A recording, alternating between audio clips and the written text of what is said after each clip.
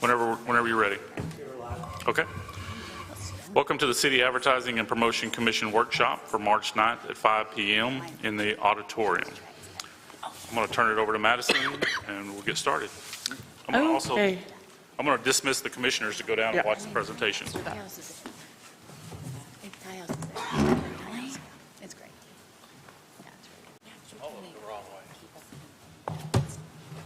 Are we going down there? Oh, okay. You're like, what's happening? Okay. Hi, everybody. My name is Madison Dawson. I am the Tourism Director for the CAPC. I see some new faces out there. I just want to introduce myself. Molly Horton, our Marketing Director, is in the audience. Wait for him, Molly. Scott Barden, our Finance Director, he's in the audience as well. Thank you guys for coming. This is Rudy Webb and Nicole Brownell. They're our representatives for Paradise, our advertising agency. They have a really awesome presentation for you guys today. It's our year in review for 2021. They're going to go ahead and go through that, and I'll hand it over to them, okay? Thank you very much. So, like Madison said, Rudy Webb with Paradise Advertising. I've got Nicole Brownell here with me. We've actually had an opportunity to spend the last couple of days in market speaking with a number of you, and it's so good to see you here. So we've spent the last couple of days really listening to you all about your needs, your expectations, your wants, what you would like to hear more from us as an agency, from the CAPC. So we've really enjoyed that opportunity. What we're here to do today, though, is to kind of go through our efforts in 2021, give you an annual review of what we accomplished, what we did, and then answer any questions that you might have. So Nicole and I are going to go through this. She's going to lead off, and then I'll take over from there. Thank you so much, everyone. Thank you for joining us. So most of us have met over the last couple days. It's been really awesome having everybody come and meet us. Some of this that we're going to go through might be a little bit familiar. Some of it might be a little bit new, but we want to walk you through. So we've talked a lot. You're on mute. I can't hear. Okay. I am on. And good? All right. Can you hear now? Yeah, all right, awesome. So going through things a little bit, we want to start off with our approach, right? Our approach with the CAPC, how we view destination marketing is really holistically, right? Destination marketing goes hand in hand, those visitors with the community. Community is essential to that visitor economy, and the visitor is part of that piece too. So how we like to operate is, you see their DMO, that's Destination Marketing Organization, intelligence. We like to have a funnel that runs to our stakeholders, our community, and that builds that visitor economy, right? So the visitor economy is about tax contribution, economic development, safety, events, and interest also in residency, right? All of these things feed each other hand in hand. So as we set up our programs, that's how we look to work. So currently, we're in the process of planning for this fiscal year, which is part of why we're here, right? We wanted to take in as much information from you as we can as we put this planning process together and apply it. And part of that process is what we call establishing our measurement architecture. So in doing this, you'll see here, we go with the rising tide lifts all ships. And we look to align our interactive goals, our brand goals, and our community goals with those that align with the organization and that lift that visitor economy, all fueling that partner value and need. You all are the partners. You are the need. How we do this, our approach in doing this is intelligence and data first. So our agency, we believe in third-party research, right? We don't believe in a self-grading or self-evaluating process. We like research to tell us how we're doing and enable us to pivot, right? And sometimes the research points in a great direction, and sometimes it tells us it might be time to turn. But that's how you can effectuate marketing. So here's just an example of some of the partners that we use and leverage throughout the process. So why is it so important to have intelligence, right? Why is it so important to have this research? Because in the travel planning cycle, there are over 437 online touch points in between the time that someone decides I want to go on vacation to the completion of the booking. That doesn't include the actual travel, arrival, and market, and all the things that happen with that return and share. So it's a lot of touch points that's a lot of opportunity to catch people, and that's a lot of opportunity to miss people. And so jumping ahead, what we want to be able to do is we want to funnel these buckets down, right? We want to be able to take these touch points and get them actionable. So what we look to do is we look to go through a consumer journey process where we kind of look at their emotions, how they're feeling during each stage of the travel cycle. And we work in an omni-channel strategy. And I'm sure a lot of you have heard of this before, right? This omni-channel approach is right message, right time, right place on all the channels. We don't want social media saying one thing while we've got something else going out in email, while we've got something else going out in media. You want to have that unified messages across all platforms, so that way it's a concise voice. So skipping ahead here, right, so we want to take that message, we want to get it to the right person, but who's that right person, right? We've got to figure out who that person is. So how we do that is through data. And we've talked a little bit with all of you over the last couple days, what is data and how do we use it and where do we get it?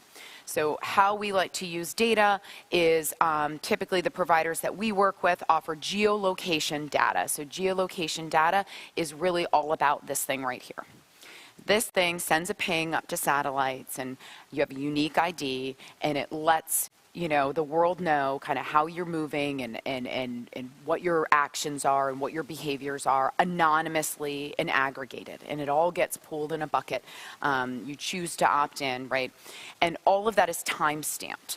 And then that data is merged in what's called a data funnel with census data and TSA data and credit card data, right? And all of this comes together into one place and then spits itself out in a fashion like this. And so the first thing that we look at, right, is who are our top markets and where are they coming from? Because we just don't want to throw media and messaging out to the world without knowing where we should actually be throwing it. So here's a look overall at, for 2021, right? This is a look back at 2021, our top markets. And so when we look at this, right, you can see that they're bucketed out by overnight stay, long day trip, and short trips, right? So we can really tell how that movement and interaction is. So how we do is we look to break these down and dive into them further so that we can generate those markets that are going to result in a higher length of stay. So jumping ahead, our next step is, right, we want to look at how they spend. So we have these top markets, and we do dive deeper than that initial top 10. We like to actually dive probably to about top 50 because we like to see those opportunities and we like to see how people rise and flow. But the next layer is how do they spend in our destination, right? Who's spending more? We want to have the visitor come that's the most qualified, the one that's going to have the lowest carbon footprint, that's going to respect our destination, right? That's going to blend with the locals, that's going to spend their money all around and have the least amount of, impact. And so here we've got to look, these bubbles represent your overall spend. And so, right, what you can see from looking at these is that, you've got Little Rock and you end up ultimately gaining good volume from visitors that are coming from Little Rock, but it takes a lot of visitors to get to that number. A lot more people from that area than it does from, say, Texas or Tulsa. So we kind of look to cultivate some of those other markets. Oklahoma City, and as we've talked about a lot, Dallas has really come up in your markets. We want to bring that traveler in. So jumping forward, the next thing that we want to look at, right, is how they move through our destination. So, okay, we know this is the market, this is what they're spending. Well, what's their interest, right? Once we understand their interests and their movement patterns, that will enable us to create messaging that aligns, right? So again, right place, right channel, right person, right message. So this is a little bit of behavioral movement. And again, these are static snapshots. So when we go into our platforms, these are dynamic dashboards that we can hover and we can play with the lines a little bit. But some really interesting things that we can see here is this purple line. That's events at the auditorium. And you will see a very clear correlation when the events drop, the other items drop, right? Spend at other areas drop. So there's an opportunity there is how we like to see that. This is an opportunity insight. Opportunity insight is events at the auditorium. Try to get those on Monday night, Tuesday night, Wednesday night at your times of need. Push those earlier in the week, especially in the summer months because you're already pretty busy in the later weeks, right? So let's cultivate that way. Another line that I want you to notice the growth factor on is this orange one here.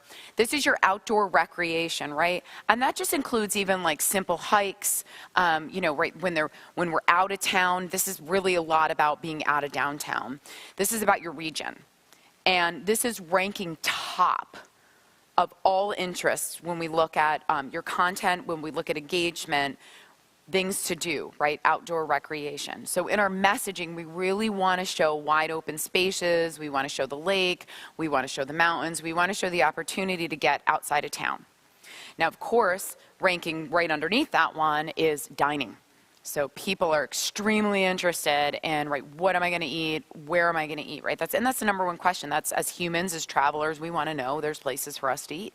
So you have a day out, you're out, paddling, you're hiking, you're biking. Where am I going to eat afterwards? Opportunity nugget is parlay the two together, right?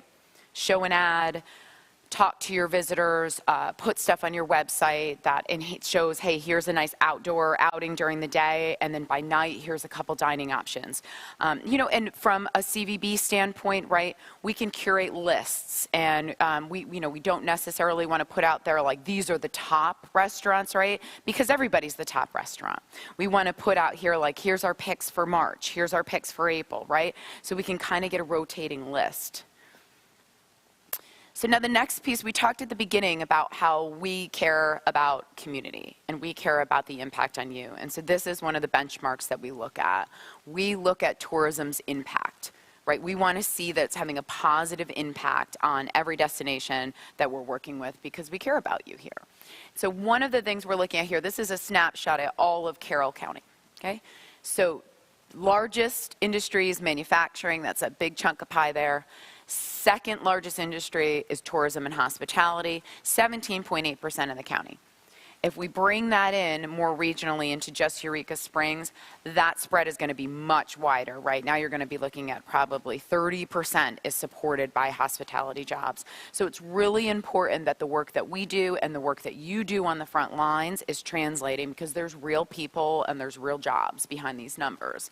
So jumping into how, right, that translates to you all, this is a look from 2018 to the end of 2021, and we're looking at 14 million in wages generated locally for tourism and over 2,000 jobs.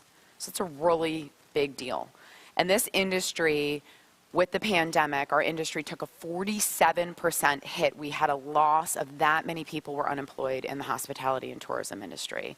We lost a lot of people in the hospitality and tourism industry. They were our frontline workers, and they decided, we're not coming back. We need more stability. We need something else. So this is one of the number one things that we as an agency work with through tourism advocacy. How can we help generate this workforce development? Our partners at U.S. Travel, at Destinations International, right, this is what they're working on right now. This is what they're working on in Washington, D.C. You've got a healthy market, and we want to help continue to cultivate that. Summary of insights overall, in-market spend increases by out-of-state market travelers during times of events at the auditorium, right? So there's your opportunity. We talked about moving those events. We talked about getting those events front and center, right? Getting them right on the front of the website, having them feel like event guides, more accessible.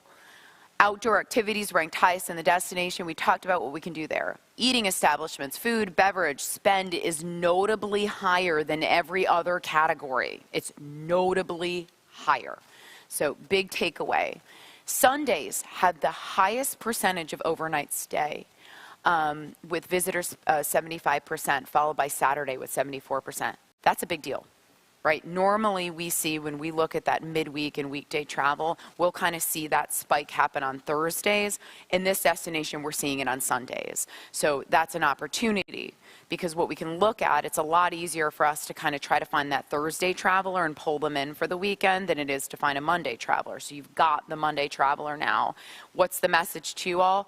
Make sure your dining is open on Mondays. Make sure your shops are open on Mondays, right? Because if we can keep this happening, we can get them to stay even through Tuesday, and that's how we look to fill these gaps. From our end, we're also going to look at targeting empty nesters, those that have a propensity to travel during those kind of off days, so we can fill some of those gaps for you too. State level insight, Out-of-state visitors accounted for 78% of your total visitation in the last 12 months. That is an extremely high number. We normally sit in the 60s, so you have a lot of out-of-state. Some of it is due to the proximity, right, of where we are in the corners, but it tells us, right, that you've got a lot of people coming over from all over. You've got a strong fly market. They're flying into, right, Branson, they're flying into XNA, so we've got some opportunities there, too, for partnership. Texas has the highest percentage of overnight visitors at 74%, followed by Oklahoma, represented the greatest number of overnight trips. So two really key markets that we're going to look to cultivate. So you're going to see some of this in our marketing plan, right? We're going to have certain targeted messages toward these higher income markets. I want to point out in this last line here, right, interesting, visitors from Detroit had the highest average of accommodation spend at $495. That was then followed by Texas. It was Dallas-Fort Worth, okay? So Dallas-Fort Worth sat at $467. Whereas a visitor from Little Rock, they maybe spend the most in the destination, but their average daily rate is $177. So you're going to get a lot more bang from your buck out of Detroit and Fort Worth. And so that's kind of that takeaway. And this is just a snapshot. We did want to show you the same trend that's happening here in February. So every month, Paradise sends these reports to the CAPC. Every month, like clockwork, by the 15th. So this is something that you're going to see coming up. We're still seeing this trend following here in the month of February 2022. And you're still seeing your trends following with your in-state and out-of-state visitors. It's a nice option. And just overall visitor economy impact, these numbers have been released, right? 2019, that was the first year that we were with y'all. 2019 was your record year. That was the banner year. Everybody was super excited about it. And then all of a sudden we had a pandemic. Pandemic came. We rode that out very, very nicely. Here in Eureka Springs, it fared extremely well comparatively when you look around the state and you look at other destinations. We kept messages in market. We kept them strong. We kept them light. You guys felt the visitation. Coming into 2021, this has been your banner year. So as you can see, a 23.6% increase over 2019, which was your highest year, and then a 46% increase over 2020. And we have a link, this is going all out to you, with an article in the Arkansas Business Insider that really highlights how well Eureka Springs has done. So now we're going to take a look at public relations. Again, this is a recap of 2021. So Eureka Springs became the media darling without any doubt in 2021. We had the opportunity to work with a number of destinations, and you guys just shined, and it showed, right? All of that media exposure that you're able to get, that drives that visitation, that drives that value, and it's residual, right? People read an article, they see something, it's in their mind, it's a nugget, it's part of their travel planning cycle, and these people are going to still flowing. Skipping ahead, Rudy, we had spots, and we're just going to highlight them. Thrillist, Forbes, MSN, CNN, Condé Nast, all the way. For Southern Living, Garden and Gun we had, and Travel and Leisure. Highlighting just last week, you were in Cosmo magazine, right? These relationships, you know, and Rudy talks really well about it himself, these take a long time to develop these relationships with their writers. Our team is out there, they have years of experience, they're meeting with these writers. They were just at IMM in New York, where it's like speed dating for public relations, right? And you sit down and you're pitching these stories. The amount of pickups that you all had was incredible. So excellent year for everyone. Yeah, and I love public relations because it can be much more efficient in reaching a number of people. And if we were to buy an ad in Cosmo magazine, that would basically take our entire budget. So we're able to have that placement, and it's something that's in that magazine forever, right? So as it sits on people's coffee tables or it gets passed around, more and more people are reading it. So one of the things that we're a full-service agency, and so we handle creative strategy, your media strategy, your social media output, your public relations, and we, like Nicole said, that's our holistic omni-channel approach to marketing for Eureka Springs. So I want to take you through the media program that we went through last year, and if you remember, just a quick recap, we took a two-prong approach to that. So we focused on sort of the longer drive, let's say out-of-state traveler that we targeted throughout the year, and then we also did a regional approach. If if you remember, we launched that around the middle of the year in July, and that ran through the end of the year. So when we look at the consumer leisure campaign, that launched in March, went through June, and then we started up again in August and went through the end of the year. We kind of took that July timeframe out because we know that we're pretty busy during that time, so why compound the situation? We looked at target audiences 25 to 54 with a $75,000 household income, and then what are their interests? What are they looking for? Soft adventure, right? Climbing, hiking, mountain biking, cycling, that sort of stuff. We're looking for foodies, people that are interested in dining out, craft beer, craft food, that sort of thing. We're also looking at couples and romance, outdoor activities, and biking enthusiasts. Specifically, we had some placements in biking and cycling magazines. And then you look at the target markets, and there were quite a few of them. Basically, it's everything that's significant within the 6 to 8 hour drive radius. And we're also taking a market agnostic approach. Just because somebody doesn't live in St. Louis, maybe they live in outside an hour or so of St. Louis, we're still targeting them as long as they have those interests. From the local campaign, again, that was the second half of the year, and that was really to drive midweek visitation to the destination. So it was a much different approach. So we wanted to reach people that were within about an hour's drive radius that could come over for the day, maybe do some shopping, maybe go out to dinner, and if they stayed overnight, great, but they could also leave as well. So this was layered on top of our out-of-state campaign. Again, we were reaching adults 25 to 54 with a $75,000 household income. And again, somebody looking to get away, come over for a day trip, spend some money, and go back home. And that was really in that sort of Northwest Arkansas market. Next slide. So I'll highlight, sort of the performance and impact that the media campaign had for the leisure campaign. Again, this was the full year campaign. So over 17 million impressions were served with over 116,000 clicks to the website. So once somebody saw the ad, they actually clicked on that and went to our website to get more information. That's a click-through rate of 0.67%. The industry average is about 0.08 to 0.10, so well above the industry average. 2.4 million completed video views. So one of the things that we do, we don't just do static banner ads that show up, we also serve video ads as well. So we want to make sure that they're seeing them and that they're watching them completely through. And our video completion rate was at 0.85 or 85%. So 85% of the videos that we served were completed, which is great. That means they're seeing the full spot. And the industry average on that is usually around 70%. So definitely outperforming. And again, like I said, over 116,000 clicks to the website. This is an eyesore, and I apologize about that, but this is all of our media tactics that we use. So we break it down by each media channel, how it performed. We monitor and measure that. We also dig into each one of these to see how the creative performed that we served within each one of these platforms. So we're digging into all of this information, looking at it on a weekly, a daily basis in order to fine-tune. Like if we're seeing one piece of creative is outperforming another, we'll make sure that we serve that ad or that piece of creative more and more. But again, the bottom row is the most important. 17 million impressions, over 116,000 clicks to the site.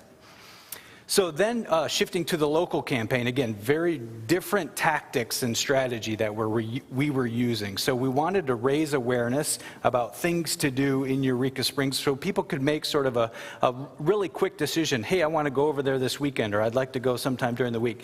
Again, try to target those people that wanted to do midweek travel. So we did paid social, which we could be very quick in messaging. So if there was an event happening midweek, or if there was a restaurant that we wanted to highlight or whatever, we could serve that relatively quickly. Same is true on paid search. And then also we did a local radio campaign. We worked with 2 different radio stations that broadcast, really, again, to get the awareness out. And, people love to listen to local radio stations. They're sort of original influencers. We talk about influencers on social media. Well, DJs have been doing that for a long time. They have a very loyal following that tune into them every day. And then we did some print. I think we're in the Fun Guide and then Cityscapes magazine as well.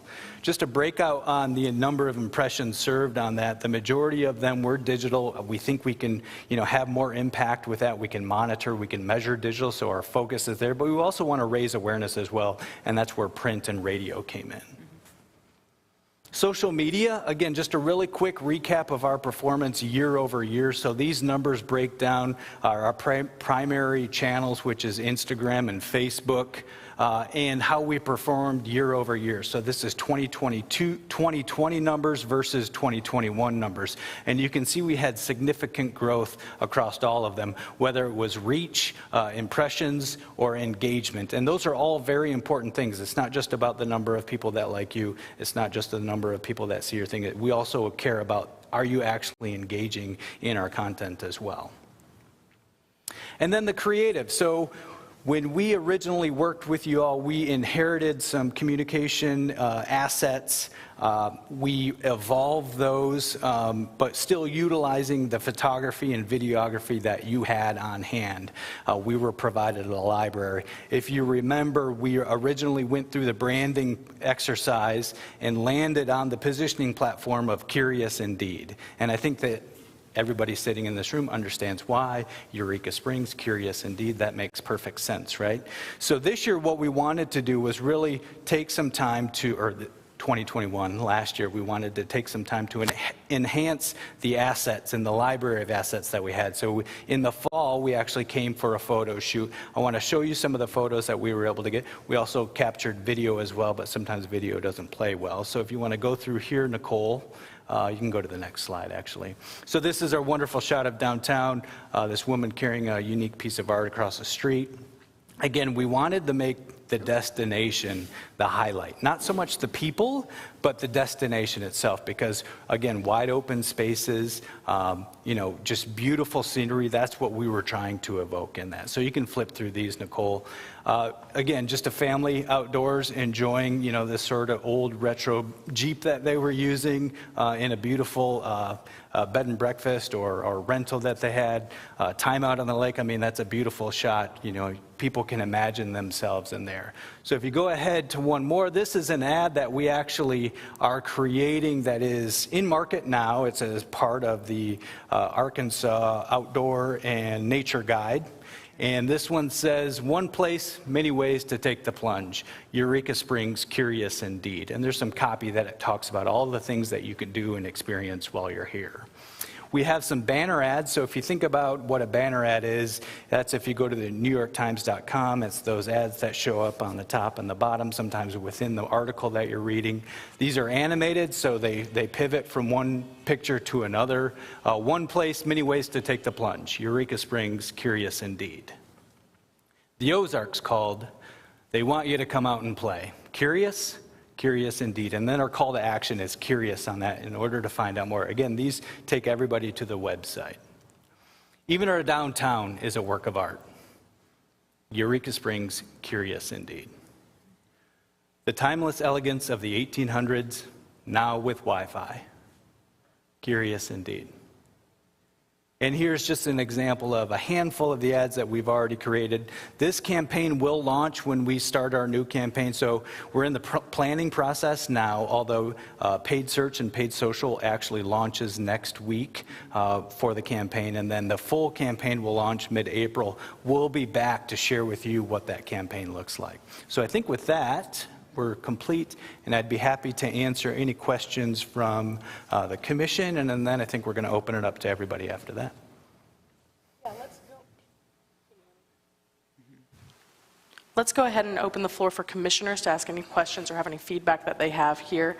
After they're through, we'll allow the audience to ask any questions they might have. Of course. I am wondering, are you currently doing our website? I'm just kind of relating back to, we have a little budget line for our website this year, but I didn't know whether you were doing it already. So our scope of work allows us to work on maintenance and management of the site. So we go in and fix broken links. Anything that is something that is broken, we go in and fix. Okay. So have you been doing it this last year? We have, yes. You have, okay. So, well, why have some of the links and stuff been fixed then on our current website? I don't, which links are you talking about? When you're trying to submit an event or anything that our stakeholders are trying to do. Yeah. That link hasn't been working, I guess. Okay, so we can go ahead and we can look at that, absolutely. So how typically it works is we do website checks, we go in, we figure out functionality-wise, what's happening, what's not. A lot of this is proactivity. All transparency, I will share, the website has, it's dated. Yeah, flawed. There are some things that are just not going to fully work the way that they need to. We've indicated to you all, it's been our recommendation that some edits be made, right? Some fixes be made. As technology evolves, and it's evolved very quickly over the last 2 years, things get dated, browsers get dated, all those things. But if you have a specific link, we recommend send it on over and send it to Madison and Molly. They do the initial troubleshoot, and then they send it to us. Yeah. Okay. Yep. I guess I'm just concerned going into the new year. If it's just not kind of been done in this last year, then what are we doing? What are we going to do different this next year? Yeah, so the plan is to redevelop the site. Okay. Well, the entire thing. In fact, we're in the process, the CAPC or the commission has sent out an RFP. We have responded to that RFP. Okay. If we are selected as the builder of that Right. site, then the plan is to redevelop the entire site. Yep. In the meantime, though, we are continuing Okay. to go through and fix links That's until what I'm that looking time for. is built. Yeah. Right. I think we need a little bit help until we get to that point, because I Sure. know it's going to take time to build these things and get Correct. these all up at. Yep. Do you know how many scheduled social media ads you're going to do a month? Or is that, That's a good question. I mean, I'm That's just kind of curious. a great question. So we can go Yeah. ahead and we can give you some numbers for last year. Right. Social media typically runs out of the folks from the CAPC. Right. So that's typically our cadence of working. But Right, so without our social media calendar in front of me, I wouldn't be able to give you a really accurate number, but okay. we have a full social media calendar Okay. that we run for Instagram and Facebook. And Okay. so Molly works really good with Paradise, and we have bi-weekly social media phone calls, or Zoom calls that we do, or I'm sorry, bi-monthly phone calls that we Okay. do. And so, we have a full calendar, and you're welcome to see it, actually. Okay. Okay, so I'm just wondering next, are you doing all of the visual ads and then sending it to Molly and then Molly posts? Or is that what you're saying? Or So there- Molly's creating her own? No, so Yeah. we use a platform called CrowdRiff, and it's user-generated content. And you guys might be able to explain that a little bit better than me, but basically what happens is when our consumers come into market and they post a picture on their Facebook or their Instagram, whatever social media that may be, and they hashtag us or they check in somewhere, whatever that is, CrowdRiff brings that up to us, and then we ask them for permission to use their content, and then we have an entire selected section of really great content. So most of our social media content is user-generated. Yeah. Yeah. Go Oops, ahead. sorry. So let me speak to that point because I get what you're saying too, right? So that's how it's managed internally. So from the Okay. Paradise aspect, we're meeting, we have our weekly meetings, we have a content calendar, we have a blog post calendar, and we talk about topics. So we take some of the data that you just saw today and we say, Right. hey, this is hot, this is something that's being looked at, this market has an interest here, and then they look to find posts that align with that, and then we look to find the landing page that aligns with that piece, and then the paid search gets thrown behind it as it moves along. So it's a very collaborative process, right? So we look at things that are happening in destination. We also look at trends that are happening around the world or in the state. It could be International Pizza Day, so that could prompt a post for that particular day. So it's a combined effort. We help set strategy. They execute, so that's on the organic side. Paid side is handled through Paradise, where we develop assets using the creative that you just saw, and then some, all of our assets, and then we provide that through a paid approach. Okay. So the part of the budget that is the strategy, is that the paid, does that come out of that budget, or are we paying an additional for the paid advertising? Yeah, so paid social strategy comes out of the paid media portion of it. Organic social media strategy, I think, is what you're referring. I don't have that in front of me, but I think that's what you're referring to. Okay. Through the years of you guys coming and this presentation, as well as the one earlier that, you guys sat down with us, I'm just kind of left wondering, are you guys more of a data mining company, or are you more of a marketing company? Or is this all together? I'm just trying to figure out exactly, because I think, a lot of times our public doesn't really understand all the little areas that go into marketing, and, I'm just wondering. Yeah, so that's a great question, right? So data and marketing go hand in hand. It's 2022. And so we have to, as I said, we cannot self-grade ourselves. We can't just say this works because Nicole said it works. Right. That doesn't work, right? True. We need to validate through data. So we are not a data analytics company in the sense that we produce our own data. We do not do that. Okay. But it's absolutely essential. We certainly believe any marketing agency you're using, especially the one that's in the destination marketing space, is aggregating, is using data to drive their decisions, right? They're data-led, they're data-driven, they're data-validated, and research-focused first. So we are an advertising agency that focuses on using data to make decisions. Okay. And then also report on performance, right? So Yes. that comes from the Right. data as well. Yeah, and I've enjoyed these slides more than I think previous years, because this has way more data. Yeah. It's way more educational, in my opinion. Well, thank you very much. We Yeah. appreciate that. Thank you, guys. In fact, this data that you're seeing now is actually leveraging the partnership that the CAPC has with Northwest Arkansas Tourism Association. So they subscribe to a platform. Eureka Springs is able to use that information at no charge in order to get that. So we're seeing sort of the tip of the iceberg, I would say. There's a lot more that we can uncover and we have access to, and we anticipate digging even deeper into that information in the year to come. That's right. So going back to the budget again, I'm sorry, I hound the budget. Sure. Okay. That's what I'm going to be known for. So when you're saying that you're doing all of this research and getting all the data, those are our connections? Okay, so it's you, Yeah. I'm trying to work through Sorry, your question here. revamp me. No, absolutely, because you were going in budget and not. So Northwest Arkansas Tourism Association is a tourism association that runs basically all of Northwest Arkansas. We work with that organization as it's complementary to yours, and as most of you have said that you love the fact, right, that we work together because it enables us to bring things to you. Typically with our clients, we always have data behind it.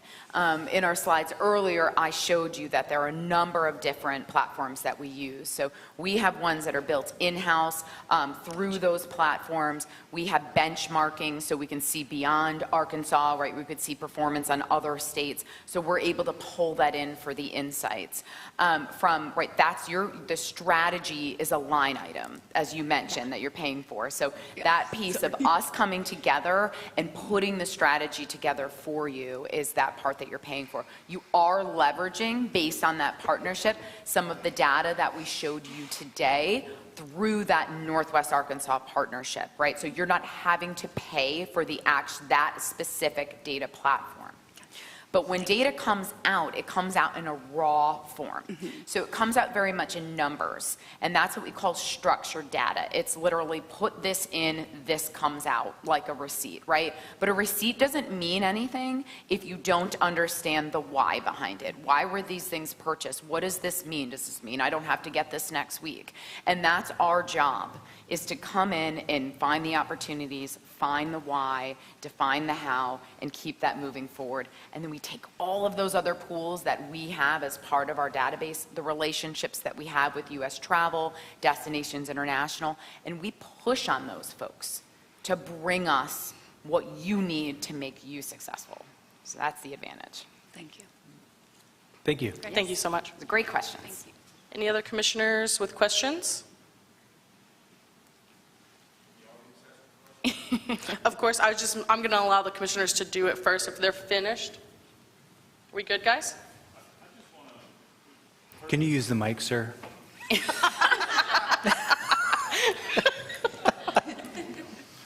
Is this better?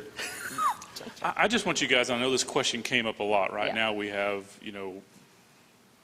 war, rumors of war, that type of stuff. And gas prices are on the rise. Could you talk to, and I just want, talk to what we did for the pandemic. Yep. Yeah. We led the state in recovery. We did. In tourism. Eureka Springs did. And talk to, where do you think that's going? I know it's a guesswork, but Yeah. could you just talk to us about that? Yeah. Yeah, absolutely, and thank you for asking that. So it's something that we are definitely monitoring, what's happening in Ukraine and how that is impacting us here, how that is impacting travel domestically here.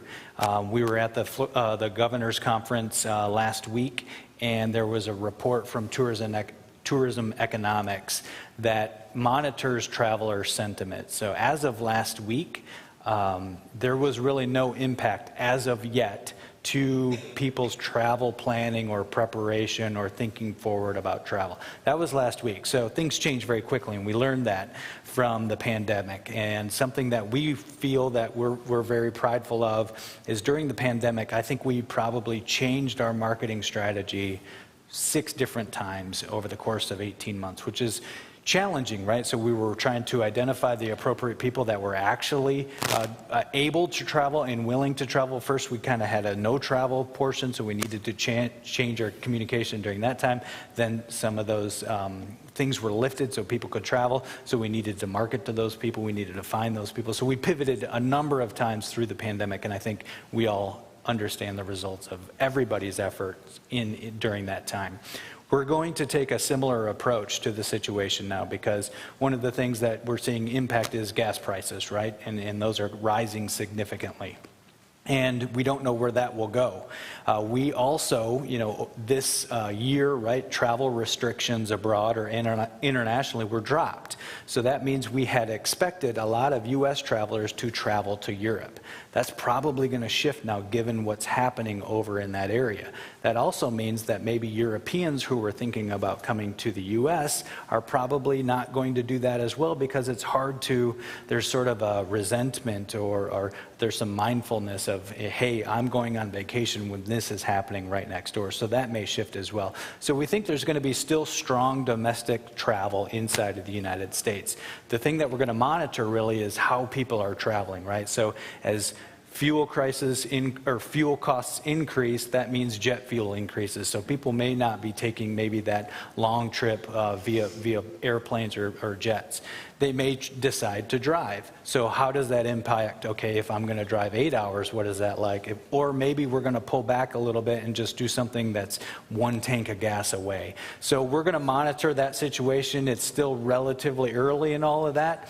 The good news is the media that we use to target those individuals is digital, and we can pivot and shift very quickly, and we learned that through the pandemic. Thank you. Just have one more thing for Madison. Will you update us? I know website's been something, Yep. and our plan, just that the commission has always had the 3-year plan with Paradise, year Yep. 3, which is where we're at now, to redo the website front to back. Yep, so Update. we sent out an RFP, or request for proposal, for a new website build. It's been out as an advertisement. We also, Molly did an awesome job of contacting other DMOs who she and we approved their website. We liked it a lot, and so we contacted them, asked them who built their website, then contacted those website builders and asked them to bid. We have asked 3 people to bid. One was Paradise, and we have 2 others out. One has declined the bid. So at the moment, we have 2 bids on the table. I'm going to look at those internally and then bring them to the commission eventually to vote on. So that should be coming up quick. I'm hoping it starts next month. Anything else, commissioners? You good? All right. I think we have... Yeah, give me 1 second. We have about 10 minutes here, if we can just let the public come up. Just give me 1 second, I'm sorry, guys. We have about 10 minutes, so if anybody in the audience has any questions or comments, I ask that you come to the podium with the mic if possible, because it's really difficult for us to hear, and just ask any questions you guys have. Thank you.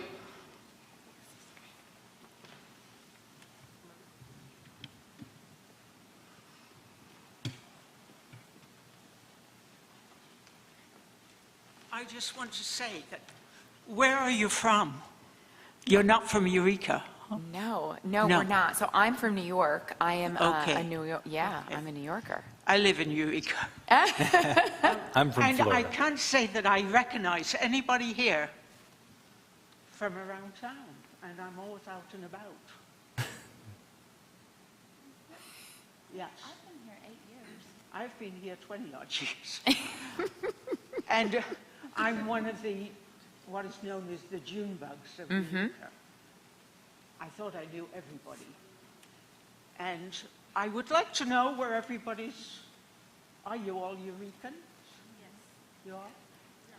Yes, because I know most of the artists and the storekeepers and what have you. And for something like this, they should be here. We agree. And so what is this meeting? Yeah. You know, Eureka is a very unique place. I've been all around the world, and I'm from Europe. But I love Eureka, and I don't want it to change. I don't see, in those pictures you showed of Eureka, empty streets, Eureka is dead. You know, we've had a bad time this last couple of years with the pandemic, but the people in Eureka are unique around the world. I've had 134 students from around the world that have lived with us through our lives. And on my Facebook, it goes out all around the world. And I show pictures of Eureka, and here in the summer, normally without the pandemic, there's thousands of people coming in on weekends, and there's so much happiness and joy around Eureka, and to me, this is dead. So I think you should have another meeting and bring all the storekeepers in, the artist, and get to know Eureka. I don't think you know Eureka. Look at some of the pictures. He's got pictures. Yeah, like I said, I don't even know anybody. Does anybody know me? No? No? We're in the paper nearly every week. What would you like to see, Jude? What would you like to see this town represented as? Huh? How would you like to see this town represented? Well, I'd like to see it how it is, how it normally is, like in my pictures. I have, on my iPad, I have nearly 7,000 pictures of Eureka. And, you know, I have company from around the world, from Egypt, India, everywhere that come to Eureka, and they all think it's unique.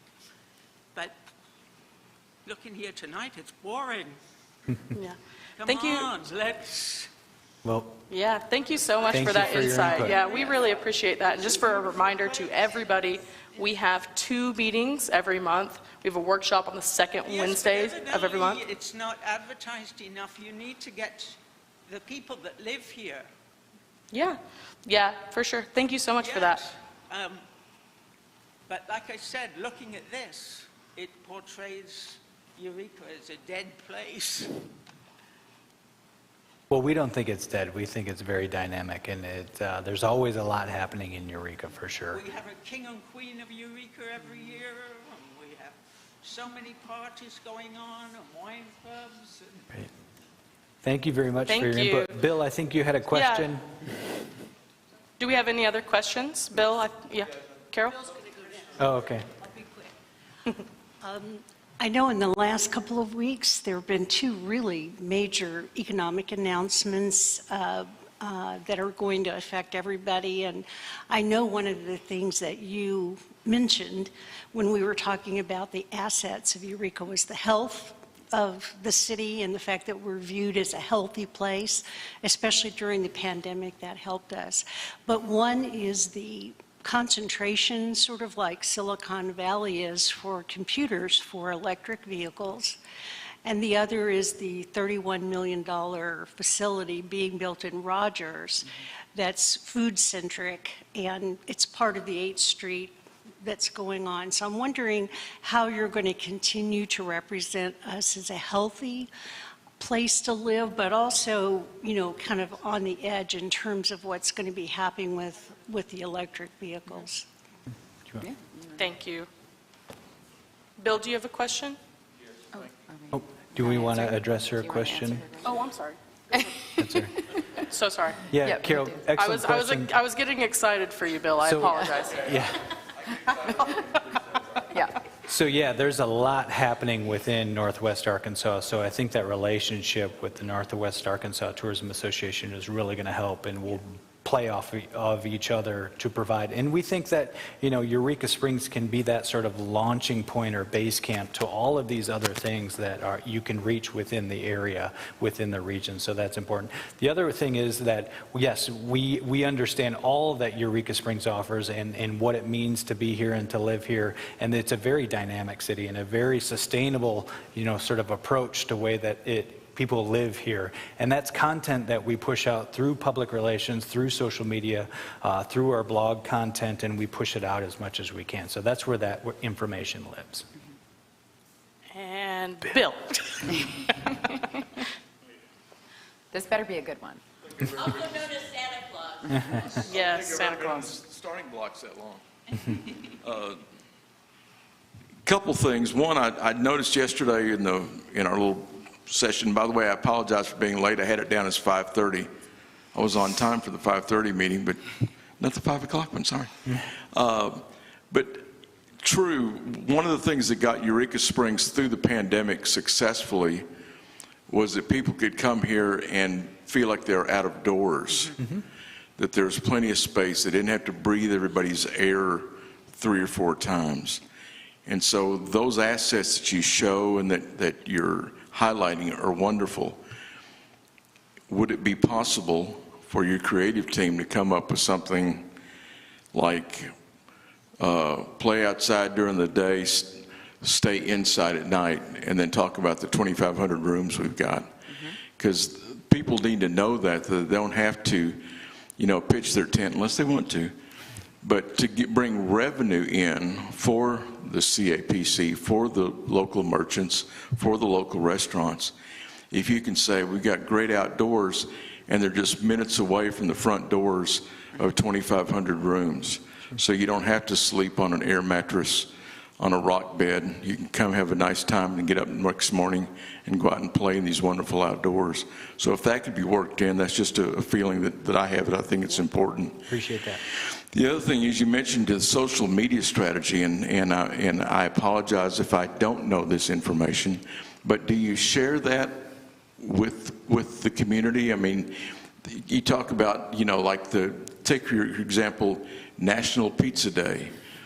You know, that may be great, you know, drop something in for National Pizza, but if the people who have hotels, motels, restaurants, B&Bs know about National Pizza Day, and there's going to be a push on social media, a B&B could say, stay with us on X day, which is National Pizza Day, and we'll give you a free coupon for a pizza at one of our local restaurants.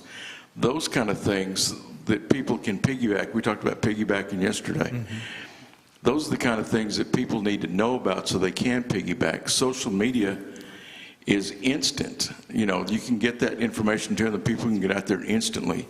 Unlike when we were talking yesterday about your marketing plan being far enough out where people can plan their media strategy to piggyback your media strategy, which I hope is, you're talking about NADA, also with Parks and Tourism. That's right. You know, I've been in this business for a little bit of time, And I know that it's wonderful now to see the state of Arkansas recognizing that Northwest Arkansas is dynamic as Hot Springs and Central Arkansas. And I'm not bad-mouthing Hot Springs because I lived there a little bit of time.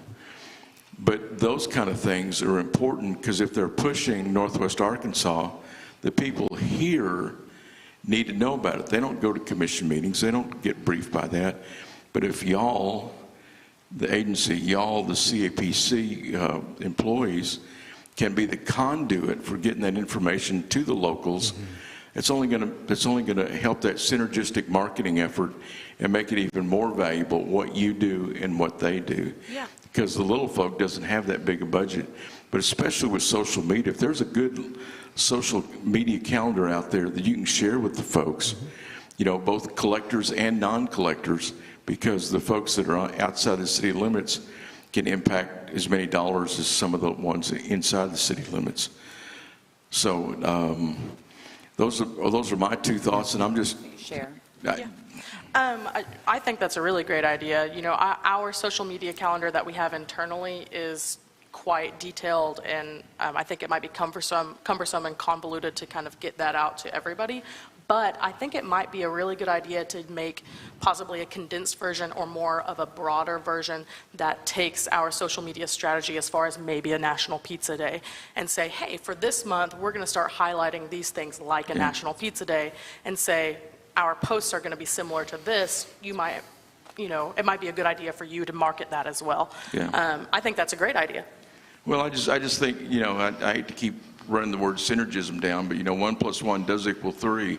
Yeah. And those make those dollars spend so much more if you can get the people to jump on the bandwagon and share that message in their efforts as well. Yeah, I think that's a great idea. And I would love to take a look at that with you guys and with Molly, and maybe we can start sending out something that goes over more social media strategy as opposed to our very specific calendar that we use, but a strategy.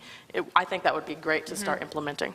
Yeah. And then the other thing, we talked about this yesterday morning, to make sure that a plan, some kind of way to make sure that we cover spring break, whether it be we talked about changing the fiscal year from April through March.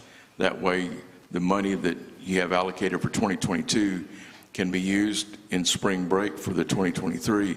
If you can't do that, if you have to keep fiscal with calendar, you've got, for lack of a better term, a slush fund. You know, you've got money in savings or hidey hold somewhere that you could use that money for your spring break campaign. And then when the revenues come in, you can then reimburse the hidey hole with that money.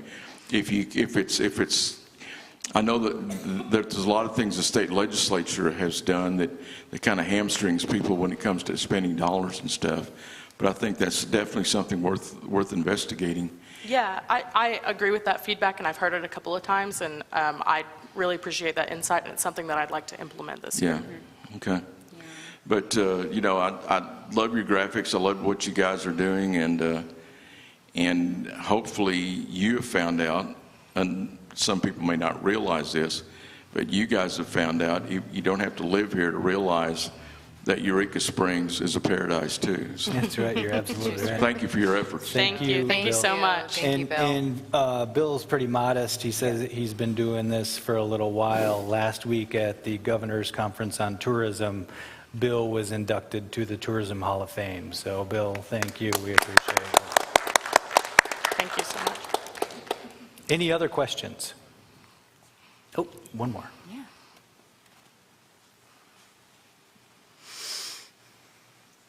Come on down. I feel like the price, Like the price is right, I know. Yes, We're going to that's what I just feel start like. throwing confetti. I'm Lacey Moffett. I did not get to come yesterday for I'm a retailer. Okay. And June, I wanted to talk to you real quick.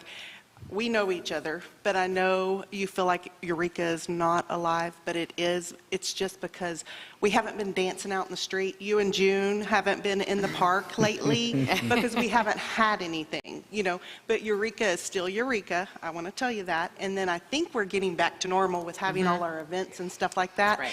So I expect to see you out at like drumming in the park or any of these little St. Patrick's Day parade this next weekend. Are you ready? Okay. Are you going to be on the float? Do you have a float? Are you going to be on a float?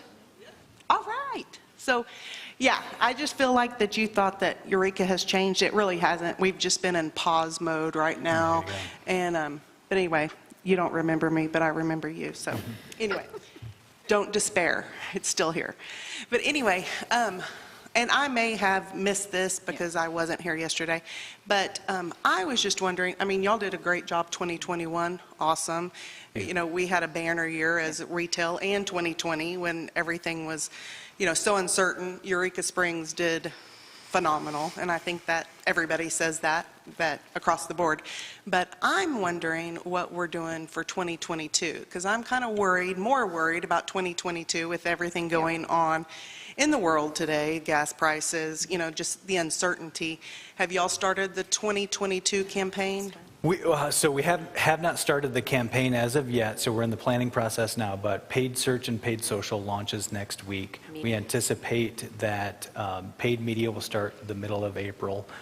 We'll be back, I think it's next month, presenting to the board our plan. Once For that's the rest of approved, the year? yeah, correct, yes. Okay, Once so that's approved, nothing's and then been we'll done so implement. far, you're just So getting you've been started? having, yeah, so your paid search, your paid social is starting. We've started your planning guides, we've started the research, which some of it is what you're seeing, right? We've started building the audience segmentation, the consumer journey mapping, building your measurement framework.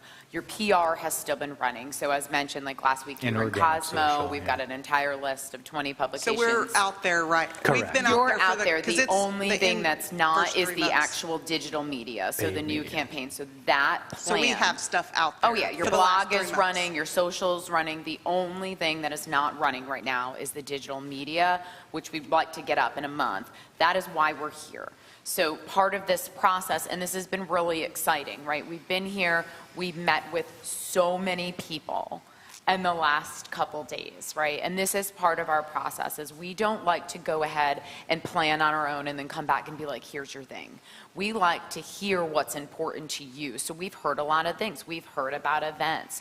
We've heard about a regional approach. We've heard about promoting, right, 2,500 rooms. We've heard about retail, we've heard about downtown, we've heard about the highway. So we take all of this in, and then we take it, well, all of the data that we have in these segments that we made, and we fuse it in with where it aligns. So we look at certain markets and say, this is a foodie market, this makes sense.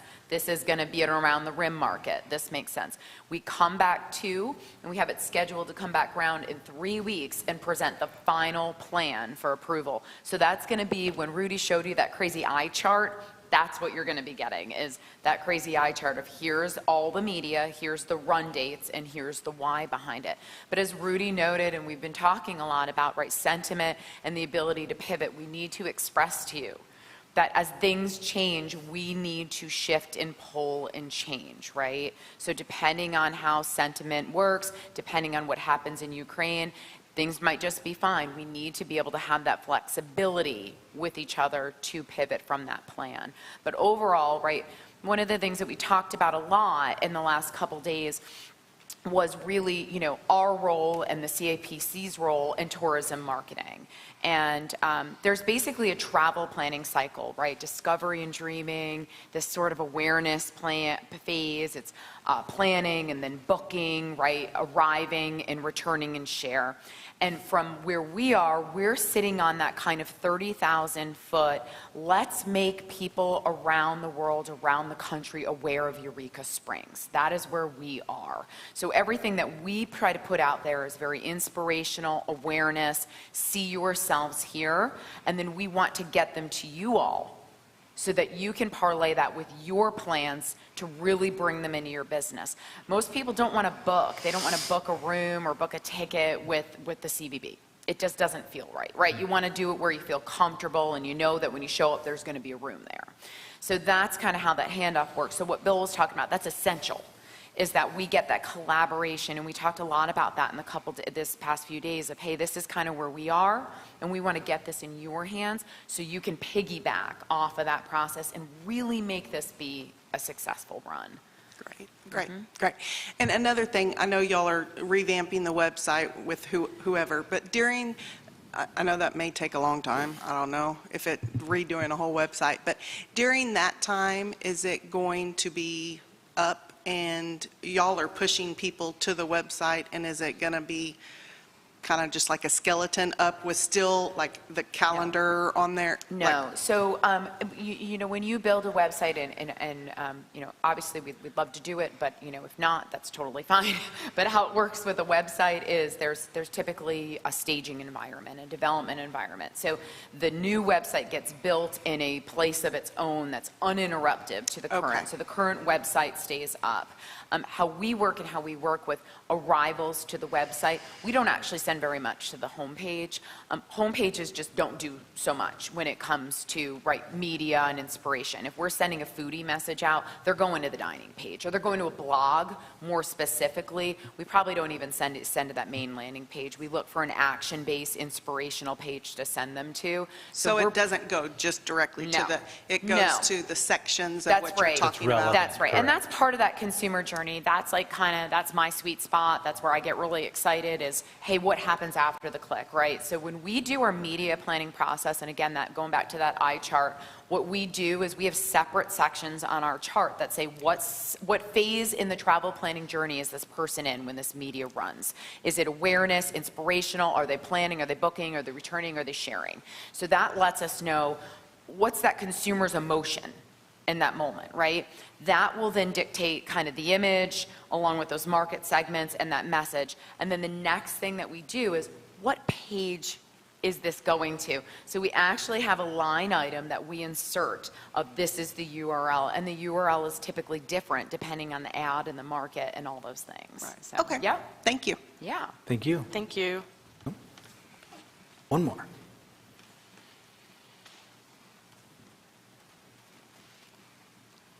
Yes, and women we need it. And mark my words, in 100 years from now, I bet there'll be a woman and all. So, all I can say is Eureka is about as quirky and magical and powerful, and I do understand that there's a demographic now with the outdoors and things like that, but there's something in this town that I don't think you're going to find anywhere else, and it's people like June, people like Sparky, people like myself, people like Santa, who I watched be a one-man show pretty much downtown during a couple of the Saturdays when it could have been a little more magical.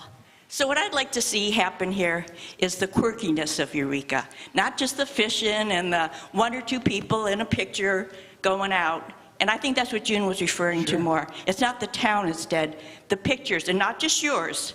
I've seen it myself. Beautiful areas. Richard Quick, has he been involved in any of this? His pictures are Eureka. So I want to come back. It's because of this quirkiness, because of this aliveness, and how much fun it is to dress up and interact. It's connecting with people. So if you could kind of get that into a presentation, no other place like this. And to me, it's more quirky than what's your creative? Curious indeed. Curious. Okay, but still, it's Eureka, you found it. Thank you. Thank you. And I think she should be a poster child. I am serious. I agree. Thank you so much. Great. Is that it?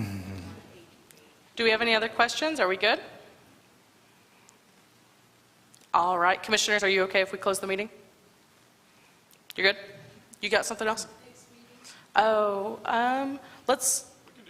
we can talk about that? So, Conflict for our next yeah. meeting. What's our options? So we have, commissioners, just so you know, our next meeting is on the 23rd. Lyle Lovett is in the odd that day. Now, I was going to propose that we do it on the 24th, but Ron reminded me today it's going to be a big hustle on the 24th because on the 25th we have Marshall Tucker Band. So my suggestion, I think, would be to do the 23rd. The odd calendar doesn't show anything in there, no other meetings. Am I right in that, Ron? Oh, I'm so sorry. The 22nd, that's what, I'm sorry. I meant the day before our actual meeting, the 22nd. I'm free. Are we okay with that? Yeah, there'll be some prep work going on, but we can, is there an alternate location? Well, for the 22nd? Yeah, well, let me think about it, we'll make it work. Okay. So as of now, let's plan for the 22nd at 6, our regular time. You're good with that, Molly? And then I'll send a formal email out just to let you guys know, and all of that, okay? Are we okay with that? I'm just wondering about the 30th. Is that not when our meeting was scheduled? The last? 23rd. No, the 23rd. Well, it's scheduled as the 23rd. I have a small scheduling conflict with the 30th, just so you know. So we're okay with the 22nd. All right, that's what I'm going to plan for. It's a Tuesday, yeah. I think that's okay. All right. Why don't you find out with Parks and then... I'll make sure with everything, and then, but let's plan for the 22nd, okay? Thank you, guys. Thanks, everybody. Thank you so much.